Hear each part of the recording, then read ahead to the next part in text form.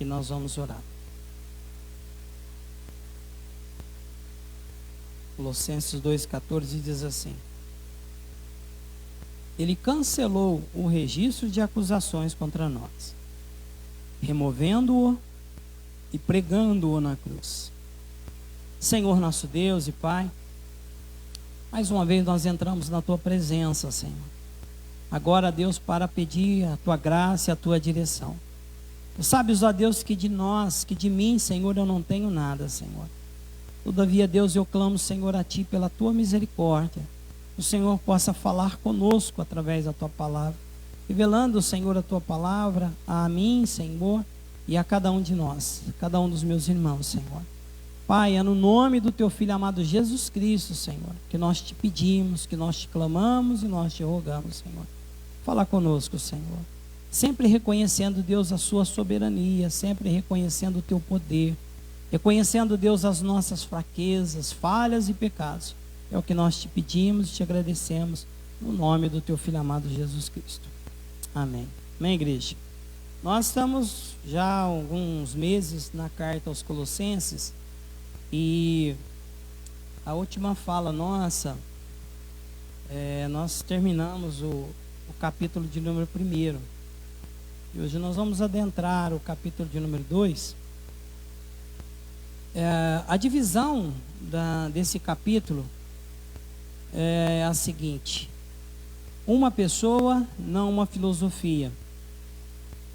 Lembrando que eu estou lendo o livro do reverendo Hernandes Dias Lopes. Estou lendo o livro Os Colossenses, escrito por ele. O pastor Alan está lendo Lucas. Então, a divisão que eu faço desse capítulo, divido ele em duas. Não sei se eu vou conseguir chegar, mas nós vamos tentar. Uma pessoa, não uma filosofia. Vai do versículo 1 ao versículo 10, capítulo 2. Depois, a cruz, a resposta de Deus às nossas necessidades mais profundas. Vai do versículo 11 ao versículo 19.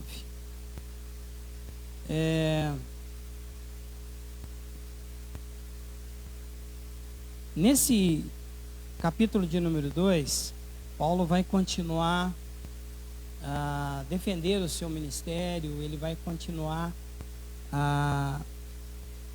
aquela luta que ele tem contra os falsos mestres e as falsas doutrinas. Filipe também está falando sobre Gálatas também, a mesma luta do apóstolo Paulo, os mesmos falsos mestres que adentraram na igreja e tentaram diminuir Cristo, diminuir o sacrifício de Cristo. E, enfim, ele luta contra esses falsos mestres e também os falsos ensinos. Nesse capítulo de número 2, veremos que Paulo continuará a advertir os irmãos para não caírem na tentação dos falsos ensinamentos. Antes, crescerem no conhecimento de Deus e no relacionamento com Ele. Permanecendo em Cristo, deveriam ser envolvidos com o seu poder, porque Cristo é o cabeça e por Ele a dívida que tínhamos foi paga. Por fim, os advertirá também sobre a cilada do legalismo, uma religiosidade aparente que é uma erva daninha contra a graça que vem de Deus. Contexto do capítulo 2, Paulo começa escrevendo aos Colossenses com o propósito de combater falsos mestres que se infiltraram na igreja. Ele começou a advertir os cristãos sobre esse assunto para que eles sejam cheios do conhecimento e que compreendam sua vontade para com as suas vidas.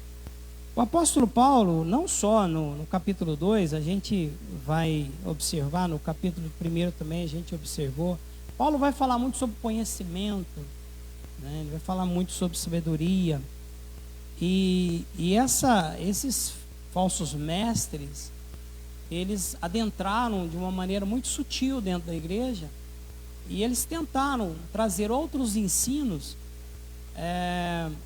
tentando ensinar filosofias. Aqui ele vai falar de costumes que eles tinham e misturaram os costumes judaicos, né? E aquilo ali estava trazendo uma confusão muito grande no meio da igreja. Mais uma vez recapitulando, essa igreja, Paulo ele não chegou a conhecer esses irmãos, tá? Paulo não chegou a conhecer esses irmãos. Nós vamos ver aqui alguns trechos que ele diz que ele não tem conhecimento, não conheceu eles pessoalmente. No capítulo 19 de Atos, Paulo prega em Éfeso, e lá, durante o período que Paulo esteve, foi 3 anos e meio mais ou menos, quando Paulo estava pregando, um homem de nome Epáfras ouviu a mensagem e ele foi até Colossos e pregou naquele lugar. Pregou para a cidade, para os irmãos, e formou uma igreja. O apóstolo Paulo não chegou a conhecer esses irmãos. O apóstolo Paulo não foi, pelos relatos que temos, né, de outros historiadores, Paulo não chegou a ir à cidade de Colossos. Ele não chegou a ir. Nesse tempo, Paulo estava preso, tá, em Roma. Ele estava, a prisão dele era domiciliar. Eu falei isso, eu sempre gosto de estar recapitulando com os irmãos. Ele estava preso, preso a um soldado, a guarda pretoriana, e tempos em tempos eles iam trocando a guarda, e Paulo teve a oportunidade de pregar para todos esses guardas, e ele ganhou a todos para Jesus, porque ele não perdia a oportunidade. E ele ainda diz na sua carta, diz assim: orem para que no abrir da minha boca me seja dada a oportunidade de pregar o evangelho. Então Paulo aproveitava as oportunidades. Nós não podemos perder a oportunidade. Sempre que a oportunidade chegar a nós, para nós pregarmos o evangelho, nós temos que aproveitar e pregar o evangelho. Por isso que é importante nós conhecermos a palavra de Deus, temos o conhecimento da palavra, porque conhecendo a palavra, o Espírito Santo fará você lembrar das passagens, de tudo aquilo que você precisa para pregar o evangelho, mediante aquilo que talvez a pessoa estiver precisando e necessitando. Amém, igreja? Então ele diz aqui, no versículo 1 do capítulo 2, ele diz assim: quero que saibam quantas lutas tenho enfrentado por causa de vocês e dos que estão em Laodiceia. Além de Epáfras pregar também o evangelho em Colossos, o evangelho expandiu também. Nós vamos observar aqui que Paulo ele fala que não só ficou ali, né? Mas aqui no versículo de número 6 do capítulo 1 diz assim: agora as mesmas boas novas que chegaram até vocês estão se propagando pelo mundo todo. Ou seja, ele começou a pregar em Colossos, e aquela pregação, aquela palavra chegou também em Laodiceia, que fazia parte da região ali. Então conseguiu chegar também até a Laodiceia. Então Paulo ele diz aqui: quero que saibam, ele falando para a igreja, eu quero que vocês saibam quantas lutas eu tenho enfrentado por causa de vocês, os que estão em Laodiceia. Nós sabemos que estar na obra, batalhar pela obra, lutar pela obra é sempre um sofrimento, né? Todos aqueles que estão à frente de igrejas, aqueles que pastoreiam, é uma luta constante, é uma luta muito grande. E às vezes você tem, né, você tem o seu pastor para ligar, para pedir oração. Às vezes a gente não tem. A gente que é pastor, às vezes não tem alguém acima de nós para sentar, para reclamar, para chorar, né? A gente não tem. Então a gente vai aguentando, a gente vai lutando, mas a luta é travada.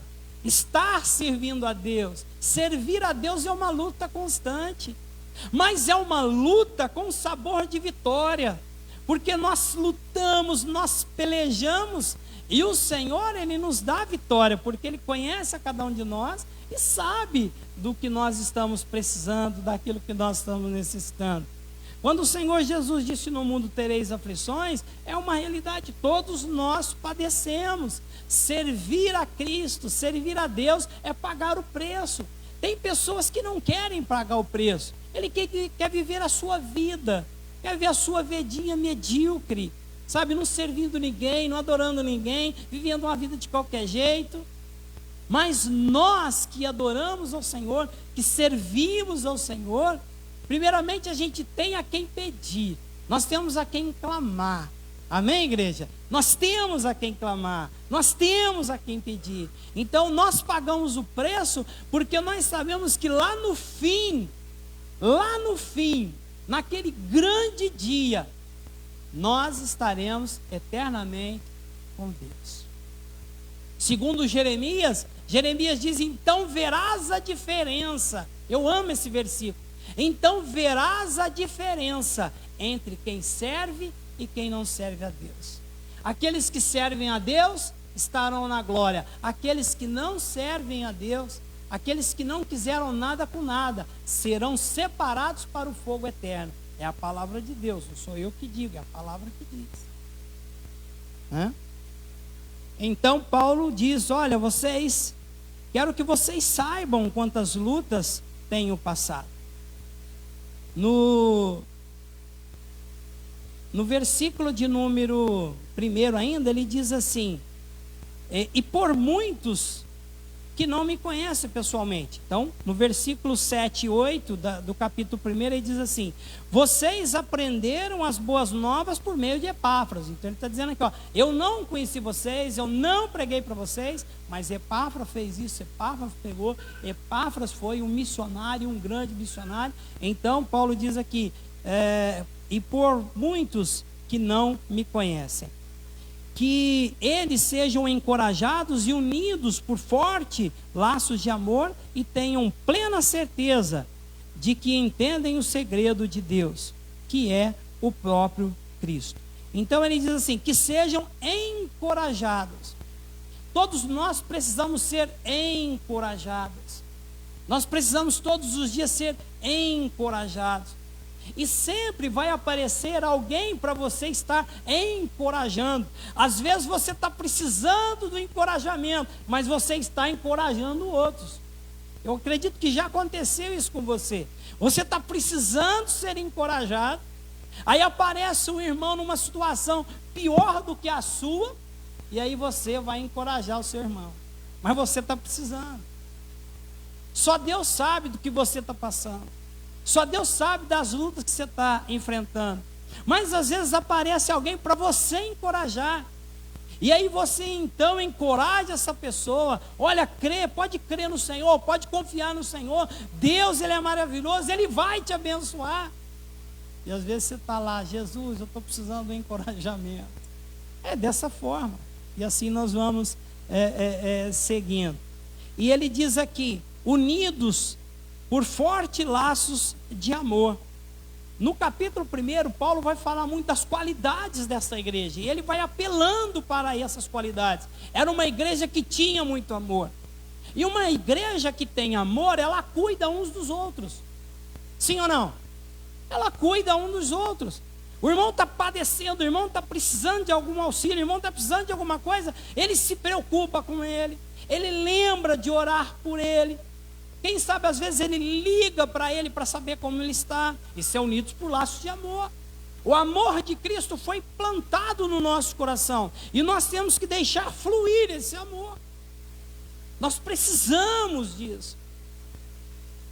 Tá certo que existem pessoas que não se preocupam muito com os outros, né? Mas o que Cristo nos ensinou, se nós seguirmos o que Cristo ensinou, nós certamente amaremos o nosso próximo como a nós mesmos. Se preocupar com o teu irmão, dedicar em oração para o teu irmão, isso é amor, isso é altruísmo, isso faz bem para nós. Imagina para o teu irmão. Às vezes o teu irmão nem sabe disso, mas você está orando por ele. Senhor, visita o meu irmão agora, irmão.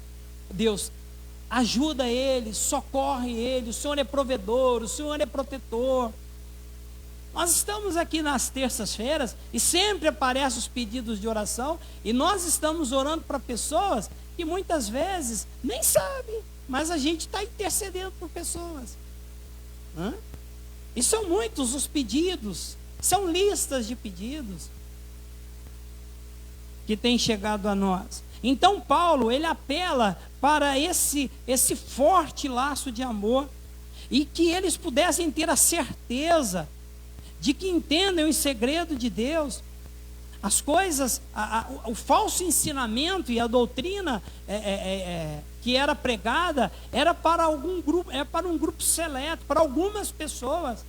Eles pregavam, eram segredos que não alcançavam a todos, apenas alguns. Agora, Paulo está falando, olha, todos nós conhecemos o segredo de Deus, e ele diz aqui no final do versículo, que é o próprio Cristo. E ele diz no versículo de número 3, nele estão escondidos todos os tesouros de sabedoria e conhecimento. Olha que fonte de conhecimento muitas vezes nós deixamos de buscar. Que fonte de sabedoria nós deixamos de buscar. A Bíblia diz, Paulo diz, que em Cristo está escondido todos os tesouros de sabedoria e conhecimento. E como nós precisamos de sabedoria e conhecimento nessa terra. Para tudo o que nós vamos fazer, nós precisamos de sabedoria, nós precisamos de conhecimento. Nós precisamos de aprofundar no conhecimento, conhecendo mais a Deus, porque Deus ele tem muito a revelar a nós. Deus tem muito, nós não conhecemos a Deus. Nós achamos que conhecemos a Deus, nós não conhecemos o Deus que nós servimos. Nós não conhecemos. E o apóstolo Paulo diz que nele está escondido todos os tesouros de conhecimento. E ele, quando usa esse versículo para com os colossenses, ele está fazendo um trocadilho, né? Que os judeus tinham o hábito de dizer, os escritores judeus costumavam usar essa figura para encorajar as pessoas a cavar mais fundo para buscar a verdade. Então Paulo ele fala assim, vocês não precisam de cavar mais fundo, basta ir até Cristo, nele está escondido todos os tesouros de conhecimento e sabedoria. E nós estamos precisando de muito de sabedoria. Sabedoria em casa, sabedoria no trabalho, sabedoria na escola, sabedoria em qualquer ambiente. Nós estamos precisando de sabedoria e de conhecimento. Nós precisamos e muito. Louvado seja o nome do Senhor. E ele falando que desses tesouros de sabedoria e conhecimento, o verso de número 4 ele diz, e eu lhes digo isso, para que ninguém os engane com argumentos bem elaborados. Irmãos, tem pessoa que tem uma fala, tem uma forma de conquistar pessoas, mas tão grande, de persuadir, né? Tem pessoas que conseguem persuadir, ele tem o dom de persuadir as pessoas, mas de uma forma pejorativa, para tentar tirar vocês da igreja, da presença de Deus. Existem pessoas buscando em outras fontes, buscando coisas em outros lugares. Igreja está cheia de igreja, esparramado por todos os lugares. Mas às vezes a gente vai em determinados lugares e eles vêm com esses argumentos fora da palavra, ensinando coisas que não estão na palavra. E que se você tem o conhecimento, você não é pego por isso, porque você conhece a palavra. Você conhece a palavra.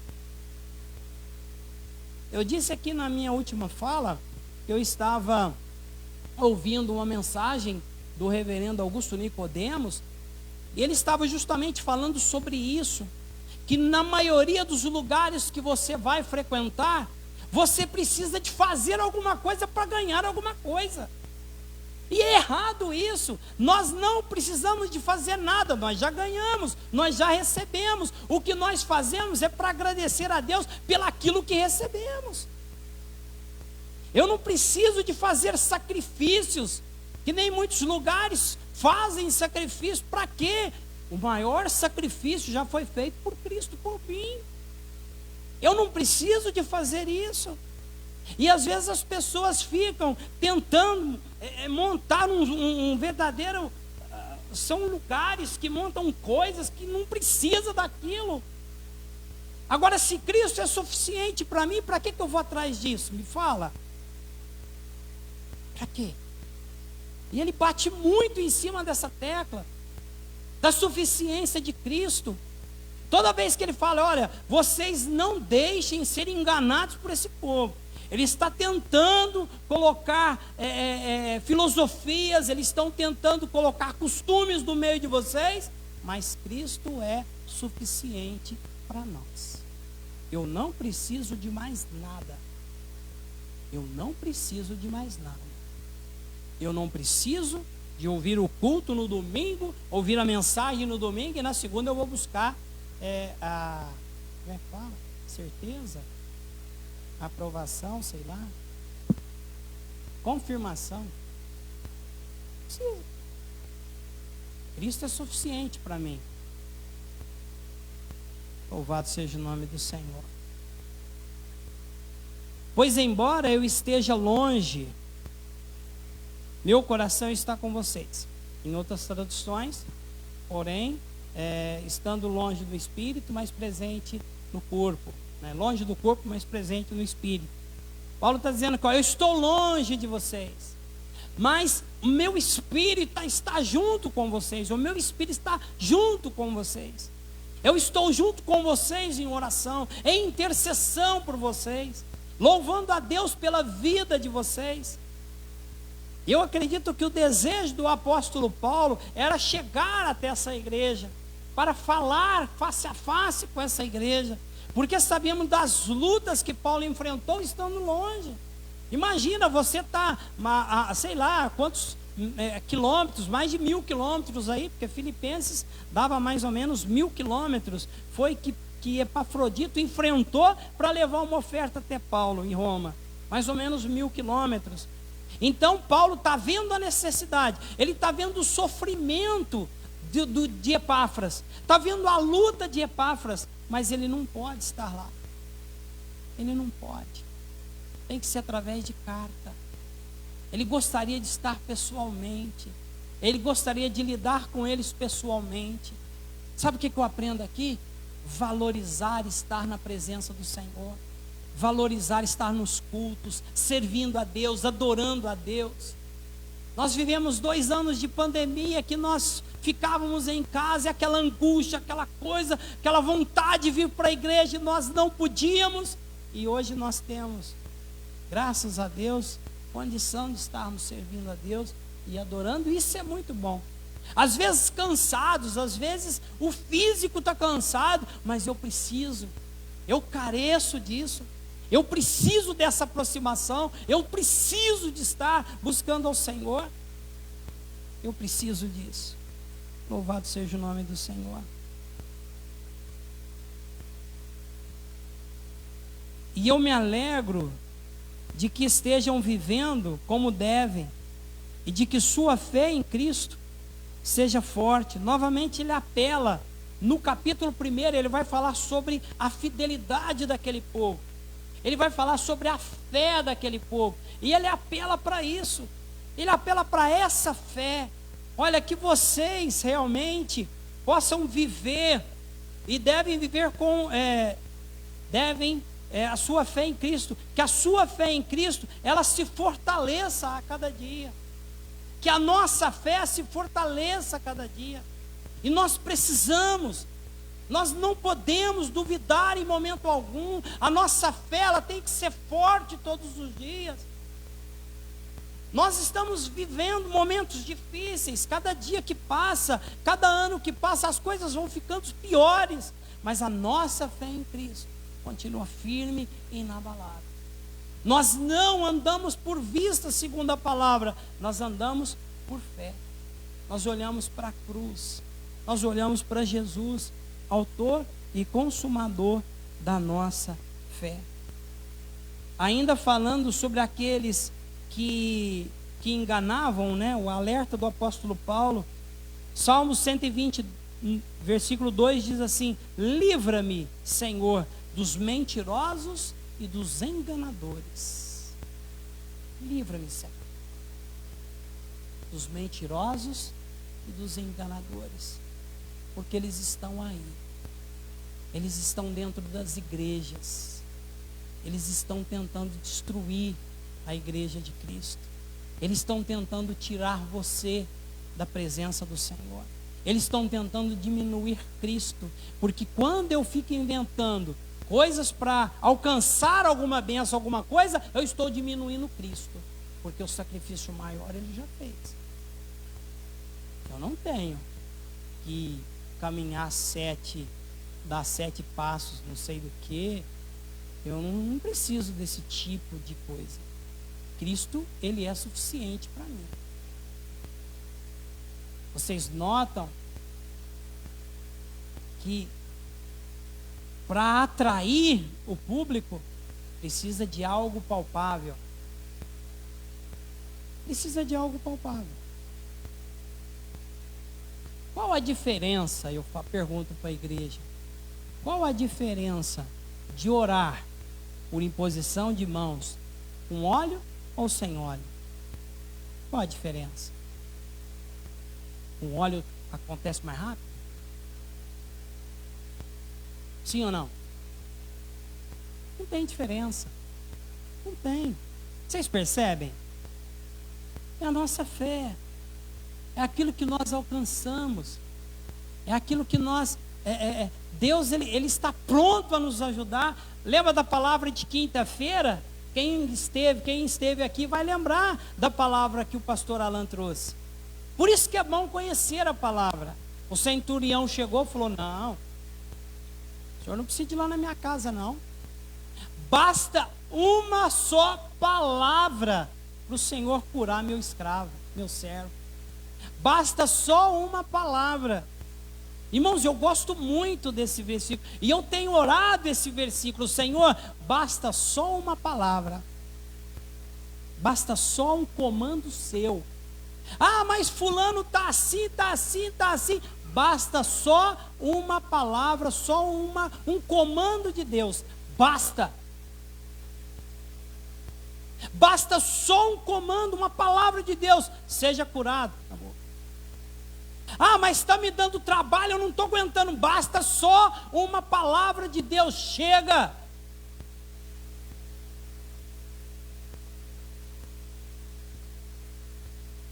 Chega. A obra de Deus ela é feita assim. E sabe qual foi o reconhecimento de Cristo por esse centurião? Eu nunca vi fé assim. Deixou até Jesus esboquiaberto. Ele falou assim: eu não sou digno de receber o Senhor na minha casa. Eu não sou digno de tamanha honra. Basta só uma palavra sua, e o meu servo será curado. E sabe o que aconteceu? Ele foi curado. Ele foi curado.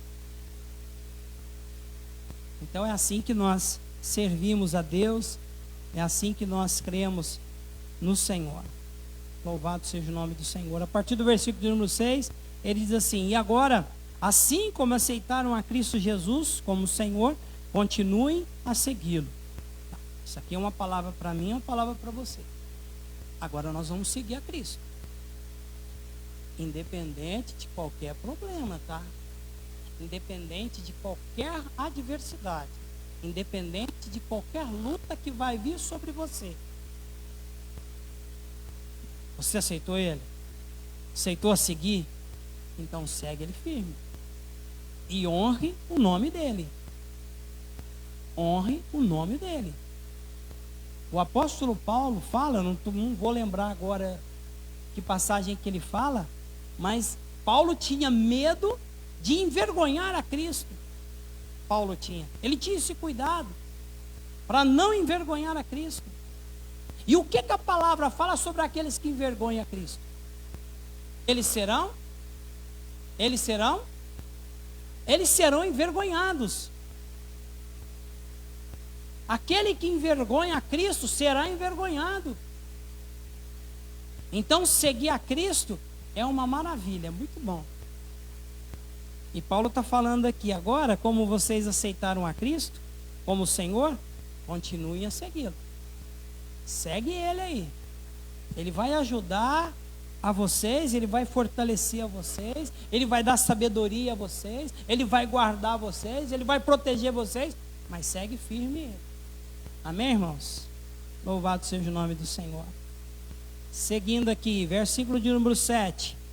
Aprofundem nele suas raízes e sobre ele edifiquem suas vidas. Aqui Paulo está falando para enraizar, para ficar firme. Sabe o que é isso? Sabe o que isso significa? Uma vida enraizada, uma vida bem enraizada, pode vir vento, pode vir tempestade, pode vir o que for, ele continua firme porque ele está enraizado em Cristo.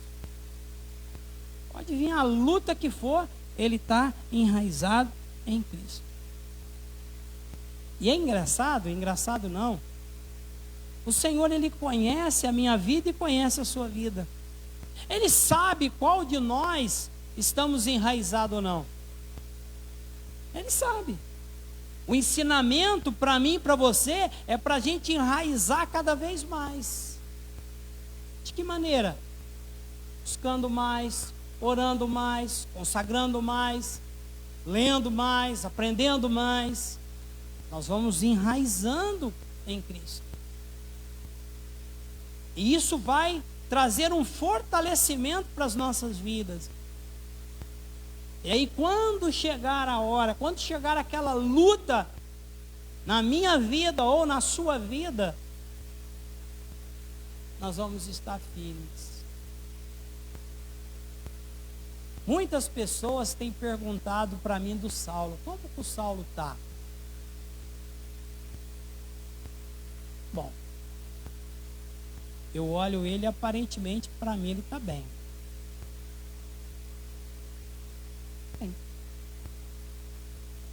Ele começa a primeira sessão de radioterapia amanhã. Está aqui cantando, está firme. Vocês percebem que isso na nossa vida pode acontecer a qualquer momento. Mas o que mostra nós estarmos enraizados ou não, é isso. É a certeza. A certeza da cura. A certeza da proteção. A certeza de que Cristo está conosco, de que Ele nos fortalece, de que Ele nos dá vida, que Ele nos coloca de pé. E eu posso dizer uma coisa do Saulo, eu sei que a graça de Deus tem estado sobre ele. Me permita, Saulo, eu falar, tá? Me permita, Saulo. Hoje nós estávamos no ensaio.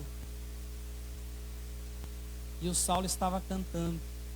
De repente ele começou a chorar. Ele se pôs sem pranto. Sabe o que é isso? Graça. Isso é graça. Isso é reconhecimento da glória de Deus e da graça de Deus sobre as nossas vidas. Aí veio a Lorena, veio a Helena, e ele falou, não, está tudo bem, eu me emocionei. Isso é graça. Aprendi o segredo de estar bem em qualquer circunstância. Irmão, se fortaleça. Se fortaleça cada dia mais do Senhor. Ou não perde a oportunidade de buscar ao Senhor. Não perde a oportunidade de conhecer mais de Deus. Paulo fala dos segredos, do conhecimento, dos tesouros que Deus tem para a minha vida e para a sua vida. Muitas vezes nós ficamos de frente a um celular horas e horas, e o Senhor com vasto conhecimento e segredo para revelar para nós através da sua palavra. E nós jogando fora, desperdiçando o nosso tempo. Desperdiçando o nosso tempo.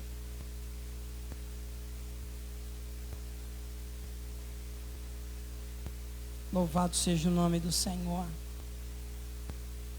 E ele diz: então a sua fé se fortalecerá na verdade que lhes foi ensinada, e vocês transbordarão de gratidão. Ou seja, foi ensinada para aquela igreja a palavra de Deus. Alguém pagou o preço para ensinar para aquela igreja. E o apóstolo Paulo está dizendo aqui: olha, se vocês enraizarem aprofundarem as suas raízes, e sobre ele, o Senhor, o Cristo, o nosso Deus, edificarem as suas vidas, ele diz na parte B do versículo: então sua fé se fortalecerá. Nós precisamos dessa fé fortalecida, irmãos. Nós não sabemos o dia de amanhã, nós não sabemos o que vai nos acontecer daqui a um segundo, um minuto. Nós não sabemos. Por isso que a palavra hoje me chama a atenção, a mim e a você. Nós precisamos de nos fortalecer em Cristo. Nós precisamos de nos fortalecer, enraizar em Cristo. Nós precisamos disso.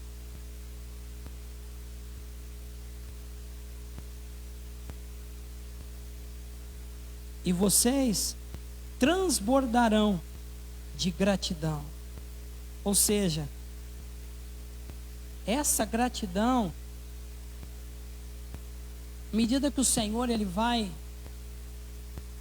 nos fortalecendo, nos abençoando, nos dando graça, assim como tem dado ao nosso irmão, a gente transborda: Senhor, muito obrigado, porque mais um dia o Senhor me poupou, mais um dia o Senhor me deu vida. Hoje eu acordei, hoje eu estou respirando. Muito obrigado, Senhor. Muito obrigado pela sua obra redentora. Daqui um pouquinho nós vamos participar desses elementos, pão e vinho, que simboliza o sangue e o corpo de Cristo. Muito obrigado, porque segundo o relato nós tínhamos uma dívida. Nós sempre falamos isso. Aí a gente, em nós gratidão, muito obrigado, Senhor. O Senhor já pagou o preço por mim. O Senhor já pagou o preço por mim. No verso de número 8 ele diz assim, já estou encerrando: não permitam que outros os escravizem com filosofias vazias e invenções enganosas provenientes do raciocínio humano. Paulo ele faz um alerta: cuidado com esses falsos mestres que estão infiltrando no meio de vocês. Isso é raciocínio humano. Isso é raciocínio humano. Nós temos que ter esse discernimento, igreja. Isso é raciocínio humano, é pensamento humano.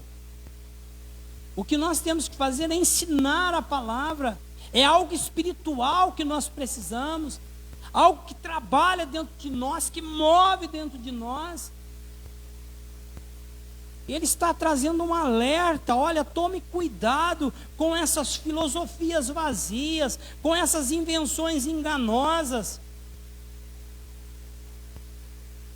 Esses homens que adentram as igrejas e destroem o povo, destroem as igrejas.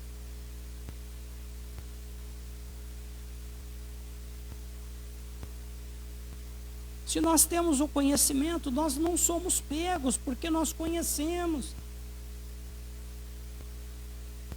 Nós conhecemos a palavra.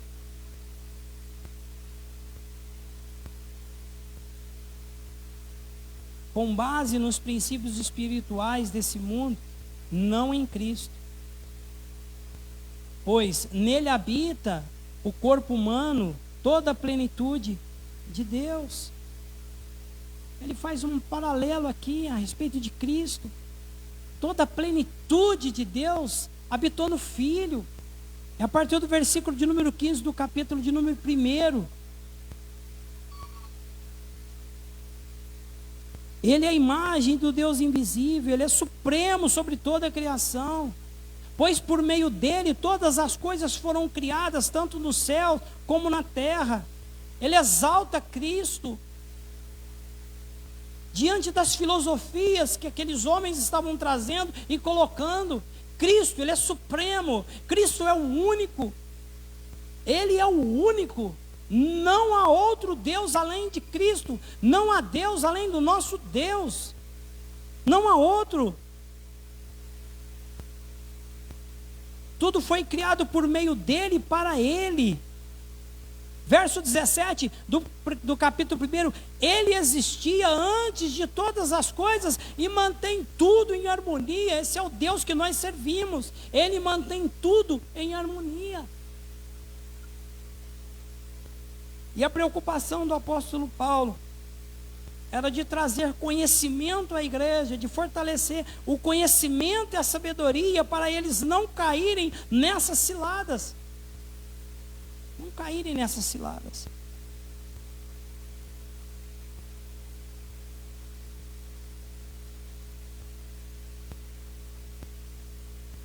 Verso de número 11: Em Cristo vocês foram circuncidados, mas não por uma operação física. Aqui ele fala do costume judeu, que fazia a circuncisão, e ela dolorosa, era doída, muito sofrimento, questão física.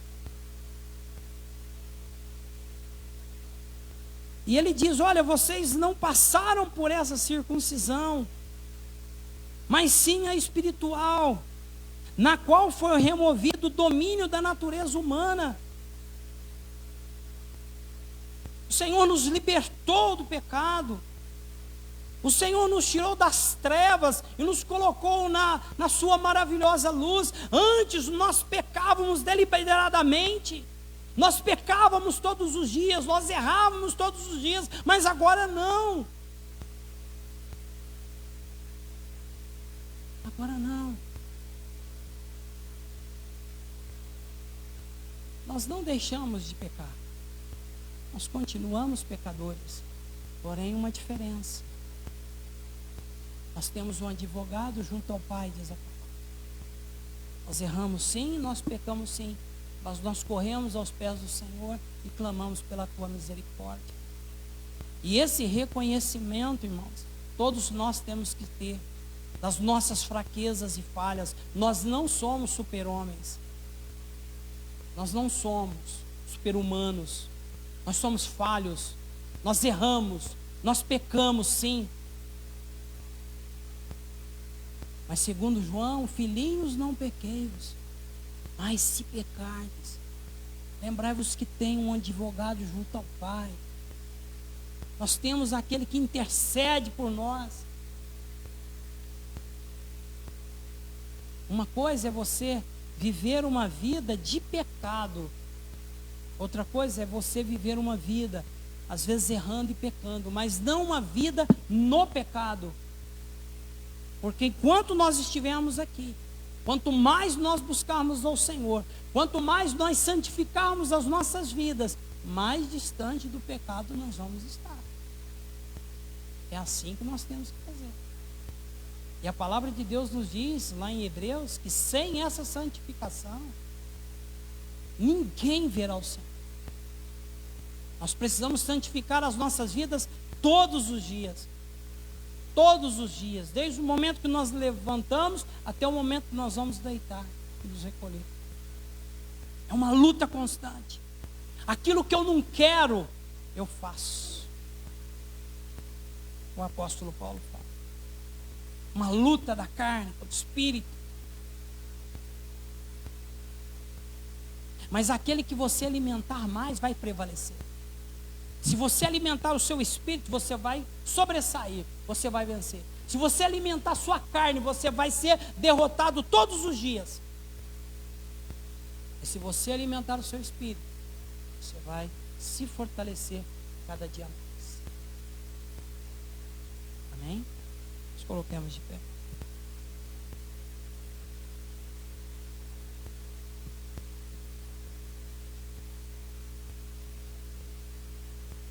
Senhor nosso Deus e nosso Pai,